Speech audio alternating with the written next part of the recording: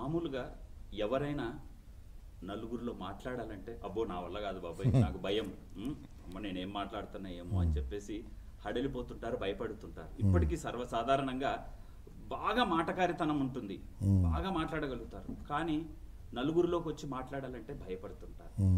అలాంటిది మీరు ఇలా మోటివేషనల్ స్పీకర్గా ఈ రకంగా మీరు ఎలా మారారు?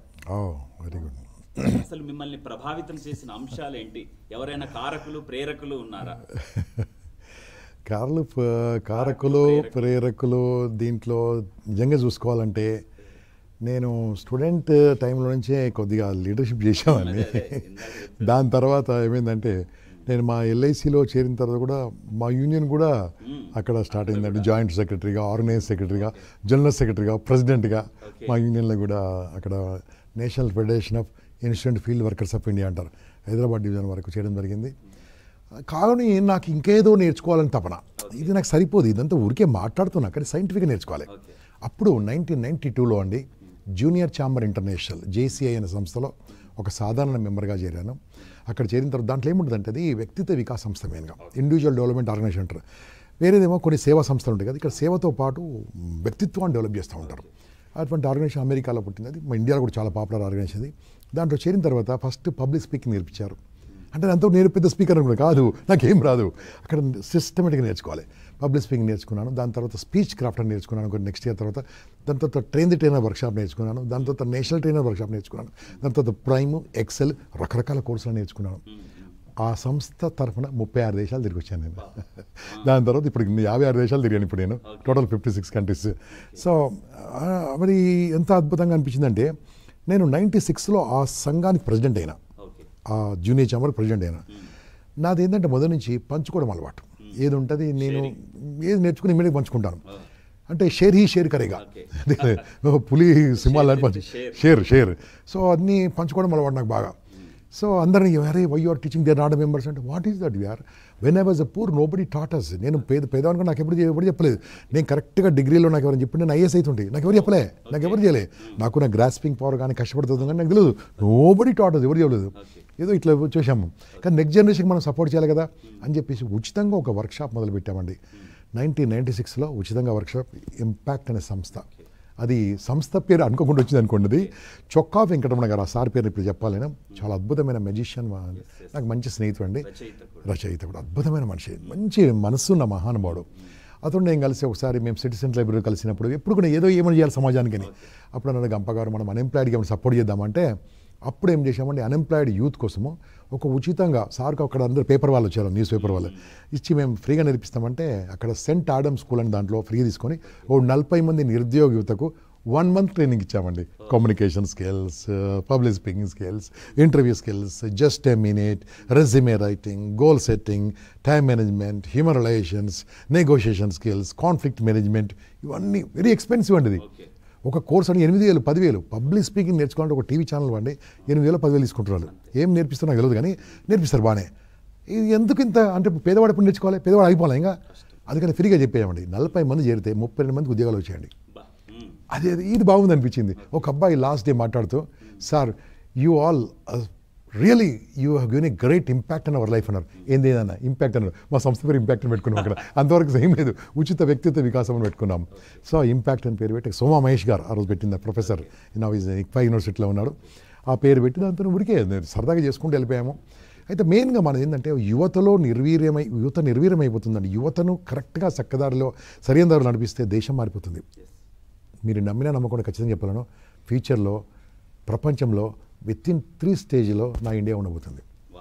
గ్యారంటీ 2030 రాసి పెట్టుకొని వింటున్న వాళ్ళు దయచేసి 2030 వరకు with-in 3 China America India, India America China, ఏదో మూడిట్లో ఏదో ఉంటుంది, మూడిట్లో ఉంటుంది గ్యారంటీ ఉంటుంది. నేను బతికే ఉంటాను, మీరు బతికే ఉంటారు, రాసుకోండి. గ్యారంటీ మన ఇండియా 100%. సో ఎందుకు చెప్తుందని తెలుసా, అది అంత ఎట్లా వస్తుంది, యూత్ని మార్చినప్పుడు వస్తుంది. ఆ యువతలో ఏం కావాలి, నైపుణ్యం రావాలి. నైపుణ్యం అంటే ఫస్ట్ పబ్లిక్ స్పీకింగ్. ఇప్పుడు మీరు అడిగిన ప్రశ్నకు వస్తాను. నేను 1978లో 10th క్లాస్ పాస్ అయితే ఫస్ట్ ఒక సినిమా చూశాను. అంతవరకు నేను సినిమా చూడలేదు, ఏదో దూరదర్శన్లో దాంట్లో చూసేవాళ్ళు, ఇలా చూస్తూ కూర్చొని ఓ అని వచ్చేసి నేను చూస్తుంటే అప్పుడు మా నాన్నగారు ఒక ₹1 ఇస్తే బొల్లారం అనే సిటీ బొలారంకి వచ్చి సెలెక్ట్ అనే థియేటర్లో వచ్చి సినిమా చూసాం. సైకిల్ మీద వచ్చి మా ఊర్లో వచ్చి అందరం 40 మంది వచ్చాం ఆ రోజు. ఓకే, 75 పైసా. ఓకే, బెంచ్ మేము బెంచ్ అది 50 పైసా, నేల 50 పైసా, 70 మీటర్. ఓకే, సో ఇంకా 25 పైసా సమోసా కొనుక్కొని తిన్నాము. ఓకే, సో ఆ రోజు చూసినప్పుడు మంచి స్పిరిచువాలిటీ మూవీ చూశానండి. ఒక ఆధ్యాత్మికమైన సినిమా చూసి ఇంటికి వచ్చాక మా నాన్నగారు నాకు చిన్నప్పటి నుంచి ప్రశ్నలు అడగడం అలవాటు అండి. ఏదైనా అమ్మను నాన్న ఇది ఎట్లా అవుతుంది, అది ఎందుకు ఇలా ఉంటుంది, ఇది ఎందుకు ఇలా అవుతుంది. మా సైన్స్ టీచర్ అంటే ఏడ్రా నాగేష్ ఉండానే వాళ్ళు ఉన్నాను సార్ అంటే ఉన్నావారా, ప్రశ్నలు రెడీ అంటే రెడీ అయినా ఎవ్రీడే ప్రశ్నలు. ఆయిల్ ఇంజిన్ ఎలా తయారవుతుంది, ఎలక్ట్రిసిటీ ఎలా వస్తుంది, దానికి సంబంధం లేదు. ఇదేంది అదేంది అడిగేవాడిని. ఎలక్ట్రిసిటీ అలా పవర్ లేదు సార్, ఎడగనిపిస్తుంది సార్, ఇలా అడిగేవాడిని. అలాంటి క్వశ్చన్లు అడిగాను. మా సైన్స్ అంత గొప్ప టీచర్లు అండి. నా జీవితాన్ని మార్చింది నా గురుదేవులు. నేను చెప్తాను, మా అమ్మ నాన్న నాకు జన్మనిచ్చినా నాకు నిజంగా జన్మనిచ్చింది మా టీచర్లే. గ్రేట్, వాళ్ళు దేవునితో సమానం. అలా మా నాన్న అడిగిన, నాన్న ప్రశ్న రాను ప్రశ్న అన్న, దేవుడు మీదికెళ్ళి ఇలా అని దిగి వచ్చిండు, ఆయన తపస్సు చేసిండు. తపస్సు చేసి సినిమా స్టోరీ అండి. ఆ దేవుడు ఏమన్నాడంటే నరుడా ఈమెనే కోరిక అన్నాడు. నాన్న దేవుడు గొప్పడు కదా, మళ్ళీ ఈయన మనసులో ఏమో దేవుడు నిలవాలి కదా, ఎందుకు అడిగాడు అన్నా.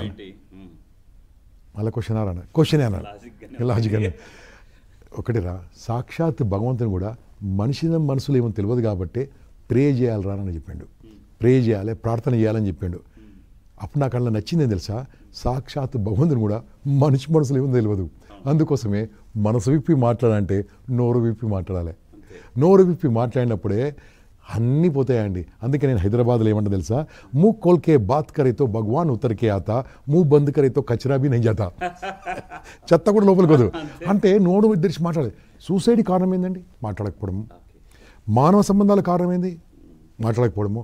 భార్యాభర్తలు విడాకులు అండి, అదే పెద్ద ఫ్యాషన్ అయిపోయింది. కారణం ఏంది, ఈయన మనసులో ఉంది, ఆమె చెప్పదు, ఆమె మనసులో నేను చెప్పాడు, ఇద్దరు విడాకులు పోతారు. ఓకే, పిల్లల తల్లిదండ్రుల ప్రాబ్లం ఏంది, మాట్లాడకపోవడము. అసలు ఎగ్జామ్ సరిగా రాకపోవడం ఏంటండి, ప్రశ్న అడగలేకపోవడం. కదా క్లాస్లో ప్రశ్న అడిగితే నీకు అన్ని ప్రశ్నలు గుర్తుంటాయి, అన్ని ఆన్సర్లు గుర్తుంటాయి. అడగడు, ఇలా కూర్చుంటాడు. కాబట్టి ప్రశ్న ప్రపంచానికి చూపిస్తుంది బాస్. నీ పదాలే ప్రపంచం, నీ వర్డే నీ వరల్డ్. కాబట్టి ఆ వర్డ్ కావాలంటే మాట్లాడడం నేర్చుకోండి. ఏం మాట్లాడదండి, మనసులో ఉంది, ఎదుటి వాళ్ళతో మాట్లాడాలి. వాళ్ళకి నచ్చితే నచ్చుతుంది, నచ్చకుంటే నచ్చదు, నచ్చకుంటే నేర్చుకుంటాం, నచ్చితే ముందుకెళ్తాం, అంతే. ఇంకా నచ్చారనుకోండి బాగుంది అంటారు, బాగాలేదనుకోండి ఏం బాగాలేదో అడగాలి, నేర్చుకోవాలి, అంతే. అంటే మనం విమర్శించేవాడు ఉన్నంత వరకు మన విజయం గ్యారంటీ. మనం నవ్వేవాళ్ళు ఉన్నంత వరకు మనకు అద్భుతం అండి. ఎందుకంటే మనం అనేవాళ్ళు ఉండాలి కంపల్సరీ. ఫర్ ఎగ్జాంపుల్, నేను ఇంగ్లీష్లో మాట్లాడుతున్నాను. ఇంగ్లీష్ మన మాతృభాష ఏం కాదు. మాట్లాడుతుంటే అక్కడ ఈజ్ అని వాడాను, కానీ వాజ్ వాడాలి అక్కడ. ఏ what you spoke you use చెప్తాడు. ఏదో వాళ్ళ అమ్మ భాష, వాళ్ళ నాన్న భాషలాగా తప్పులు పట్టుకుంటాడు. మనం ఏం చేస్తాం, అబ్బో వాడు వచ్చింది కాబట్టి నేను ఇంగ్లీష్ మాట్లాడాలనుకుంటాం. మనం ఏం తెలుసా, ఈరోజు నుంచి ఏం మాట్లాడినా తప్పు మాట్లాడితే ప్లీజ్ నాకు చెప్పాస్ అని చెప్పాలి. ఎందుకు చెప్తా ఉంటాడు, చెప్తూ ఉంటే నేను నేర్చుకుంటాను. అసలు చెప్పలేదనుకో నేర్చుకోం కదా. అంటే మనం తప్పులు పట్టే వాళ్ళంతవరకు జీవితంలో డెవలప్మెంట్ గ్యారంటీ. సో మనం విమర్శించే వాళ్ళు ఉండాలి. Opposition gives you position. There is no opposition. Exactly, if you no opposition, no position. అసలు పొజిషన్ కావాలంటే అపోజిషన్ కావాలి, నిన్ను అనేవాడు ఉండాలి. అందుకోసమే ఎక్కడ పడితే అక్కడ మాట్లాడి, బాగుంటే ఫాలో అవుతారు, బాగాలేకుంటే నువ్వు దూరం వెళ్ళిపోతావు, నువ్వు నీ లైఫ్ను చూసుకోవచ్చు. అంతకంటే ఎక్కేం లేదు. అంతేనండి, మాట్లాడడం మాత్రం ఆపకండి.